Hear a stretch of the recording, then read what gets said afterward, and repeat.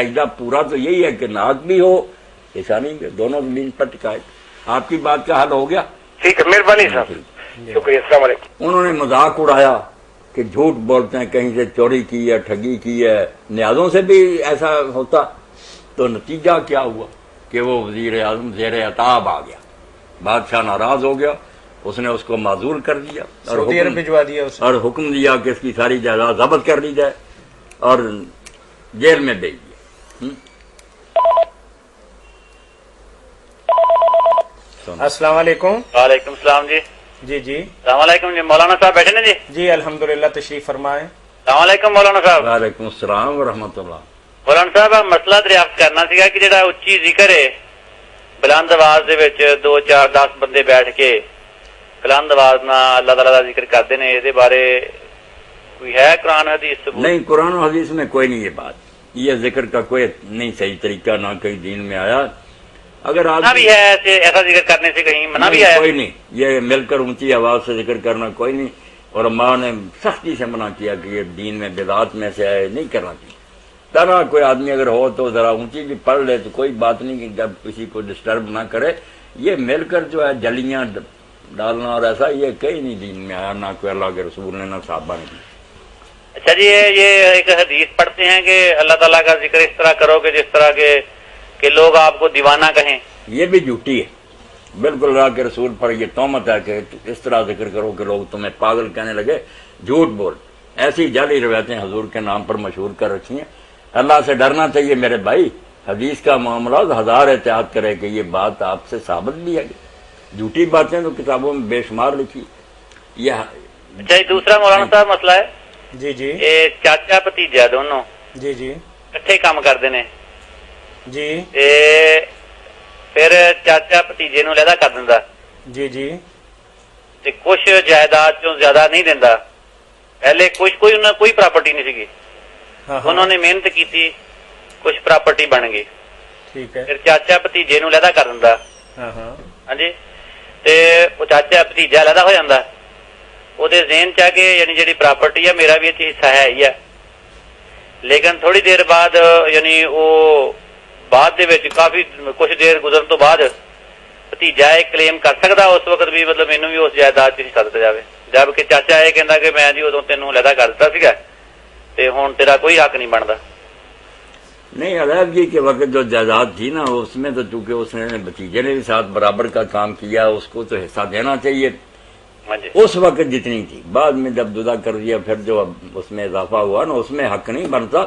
جدا کرنے کے وقت جو کچھ تھی نا پراپرٹی، اس میں جب دونوں چچا اور بھتیجا مل کر کام کرتے تھے تو بھتیجے کو دینا چاہیے۔ اس وقت اگر انہوں نے نہیں دیا اور بھتیجے نے یعنی ادبن یا کہہ لیں کہ ویسے چلو کوئی نہیں بھی بعد میں مجھے دے دیں گے، تو بھتیجا بعد میں کلیم کر سکتا ہے کہ جو پہلی پراپرٹی تھی میرا حصہ اس میں سے دو۔ نہیں، یہ بات ثابت ہے کہ پراپرٹی اسی دور میں بنی تھی جب یہ اکٹھے کاروبار کرتے تھے۔ ہاں جی، پھر تو تقاضا ہو سکتا ہے، کر سکتا ہے، یہ کوئی بات نہیں، 20 سال بعد بھی کر سکتا۔ حق کسی کا ختم نہیں ہو جاتا لیٹ ہو جانے سے، چچا کو چاہیے دے دے۔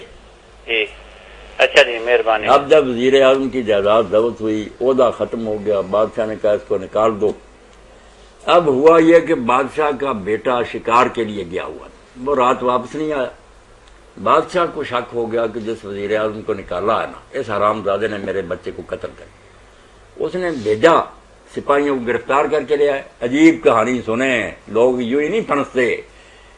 اب اس وزیر نے اور اس کی بیوی نے جب وہ جا رہے تھے تو ایک خربوزہ خرید کر پلے باندھ لیا تھا کہ کہیں کھا لیں گے، اب پتہ نہیں کیا ہمارے حالات۔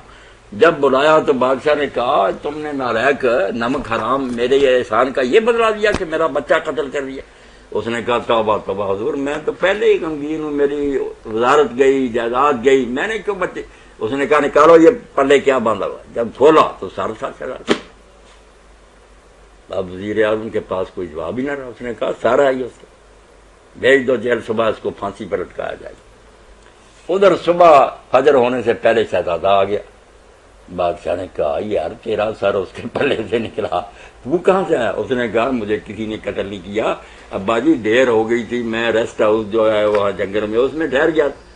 بادشاہ نے پھر بلا کر پوچھا بھائی تو بے گناہ، مگر بتا یہ ہوا کیوں ایسے؟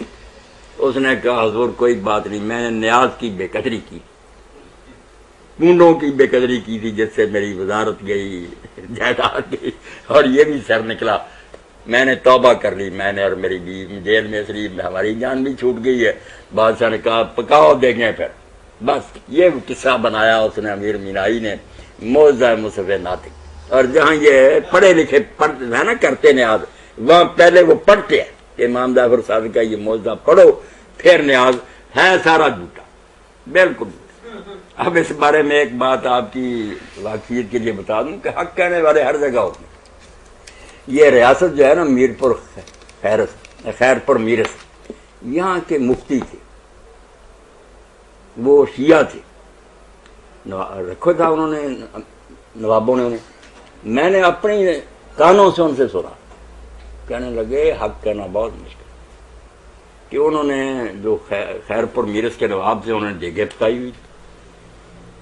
میں ان کا رکھا ہوا عالم تھا ریاست کا، جب بیٹھے ہوئے تھے تو اس نے نا یہ پوچھ لیا کہ مولانا یہ کہانی جو مشہور ہے لکڑہارے کی، اس کی حقیقت کیا؟ اس وقت میرے سامنے بہت بڑا امتحان آ گیا کہ اگر میں کہوں کہ یہ جھوٹ ہے تو ان کو تو آگ لگ جائے گی، اور اگر کہتا ہوں نہیں ٹھیک ہے تو ایمان گیا، میں مجتہد ہوں، عالم ہوں، جھوٹ کی تائید کروں۔ میں نے خیر فیصلہ کر لیا کہ بے شک چھٹی ہو جائے، حق کہوں۔ انہوں نے بیچاروں نے حق کہہ دیا کہ نواب صاحب یہ سب جھوٹ ہے، کوئی امام جعفر صادق نے نہیں کہا، نہ کوئی کنڈوں والی بات ہے، نہ کوئی الگ الگ۔ بہت اس کے ماتھے پر بل پڑا۔ میں گھر چلا گیا اور اپنا سامان باندھ لیا کہ بس ریاست سے مجھے نکال دیں گے، مگر بعد میں مجھے پتا چلا کہ اس کے والد نے، بوڑھا جو تھا، اس نے بہت ملامت کیا۔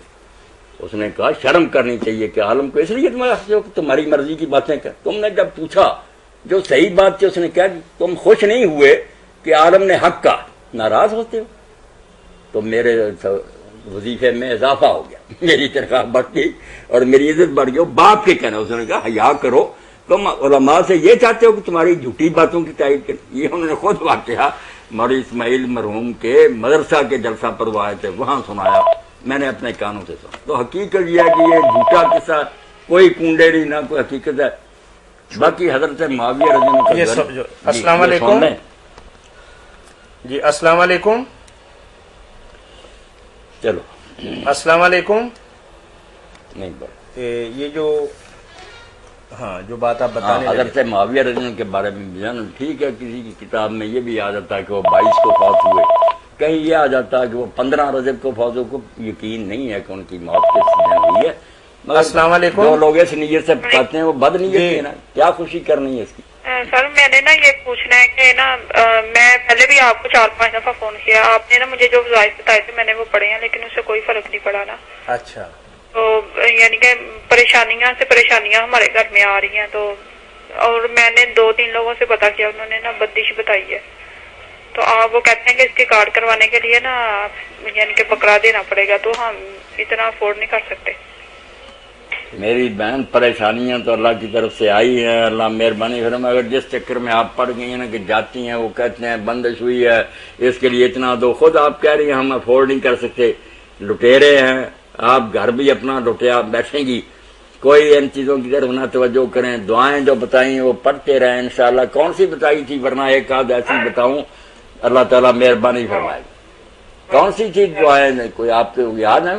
جی میں نے پڑھنے کے لیے کیا بتایا تھا آپ کو؟ آپ نے وہ رشتے کے متعلق بتایا تھا، سبحان اللہ، وہ جو سورہ یاسین کی آیت ہے نا، سبحان اللہ جی خلق الازواج اللہ مما تنبت۔ اب آپ کے پاس اگر کاغذ قلم ہے نا تو 2 چیزیں لکھ لیں، انشاءاللہ اللہ تعالیٰ مسئلہ حل کرے گا۔ یہ سارے جو سامعین سن رہے ہیں ان سب کو چاہیے کہ یہ 2 عمل لکھیں، انشاءاللہ جو مہم بھی درپیش ہوگی نا اللہ تعالیٰ مدد فرمائے گا۔ جی ایک تو لکھیں کہ نماز فجر کے بعد سورہ المزمل